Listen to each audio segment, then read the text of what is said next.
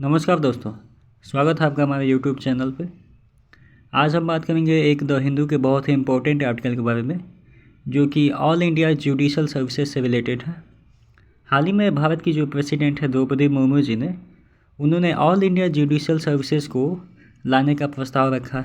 तो आज हम इसी के बारे में चर्चा करेंगे कि ऑल इंडिया जुडिशल सर्विस है क्या आखिर, और इस प्रस्ताव को लाने का जो एडवांटेज है और जो डिसएडवांटेज है, दोनों के बारे में चर्चा किया जाएगा।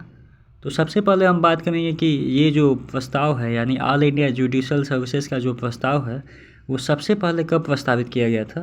तो आपको बता दें कि ये जो प्रस्ताव है वो सबसे पहले जो लॉ कमीशन की जो 14वीं रिपोर्ट आई थी, जो कि 1958 में आई थी, उसके द्वारा ऑल इंडिया जुडिशल सर्विसेज को पहली बार प्रपोज किया गया था। अब बात करते हैं कि क्या इस प्रस्ताव को पारित करने के लिए कॉन्स्टिट्यूशन में अमेंडमेंट करना पड़ेगा। तो इसका जवाब है नहीं, क्योंकि पार्लियामेंट को 42वें संविधान संशोधन के द्वारा ये पावर दी गई थी कि वो लॉ बना सकता है, और उसी के अकॉर्डिंग पार्लियामेंट इस पे लॉ बनाएगा।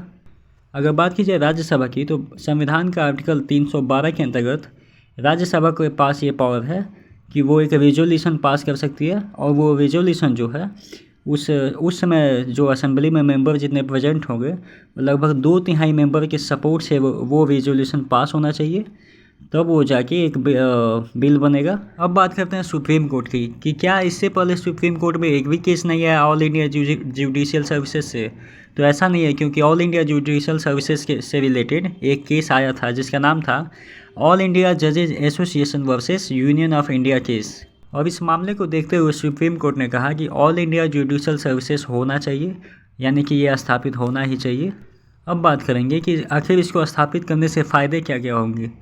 तो पहला जो होगा, जजेस का जो पॉपुलेशन है वो इंक्रीज होगा, क्योंकि लॉ कमीशन की जो रिपोर्ट है 1987 की, उसमें लॉ कमीशन ने बताया है कि कम से कम 1 मिलियन पीपल पे 50 जजेज होने चाहिए। लेकिन भारत में कोई ऐसा सीन नहीं है, क्योंकि भारत में जजों की संख्या काफ़ी कम है, और कम होने के पीछे का रीज़न ये है कि जुडिशल जो वैकेंसी जाती हैं उनमें काफ़ी ज़्यादा गैप देखा जाता है, जिसके कारण इनकी जो संख्या है वो काफ़ी कम है भारत में।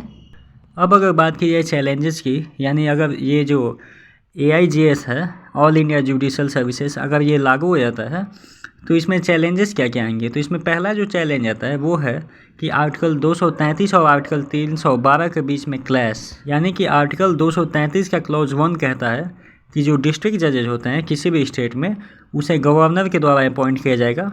और जबकि अगर जो पार्लियामेंट है ऐसा करती है, तो एक तरह से देख सकते हैं कि सेंट्रल गवर्नमेंट की तरफ इसका झुकाव होगा।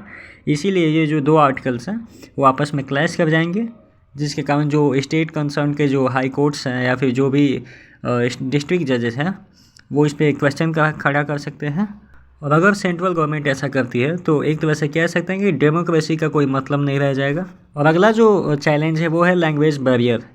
लैंग्वेज बैरियर एक तरह से कह सकते हैं कि एक कॉमन चैलेंज है, क्योंकि अक्सर ये देखा जाता है कि अगर मान लीजिए कोई नॉर्थ इंडिया के कोई जज हैं और उनका ट्रांसफ़र जो है साउथ इंडिया में किसी स्टेट में हो जाता है, तो वहाँ पे लैंग्वेज में जो को समझने में जो प्रॉब्लम जज को होगी वो एक तरह से सामान्य हो सकती है। तो ये एक प्रॉब्लम देखी जाती है अगर लैंग्वेज के बेस पे देखा जाए तो। सो ये था आज का इम्पोर्टेंट आर्टिकल। आई होप कि आपको ये वीडियो अच्छा लगा होगा। So thank you for watching my video. और वीडियो इन्फॉर्मेटिव लगा हो तो please like and subscribe. Thank you.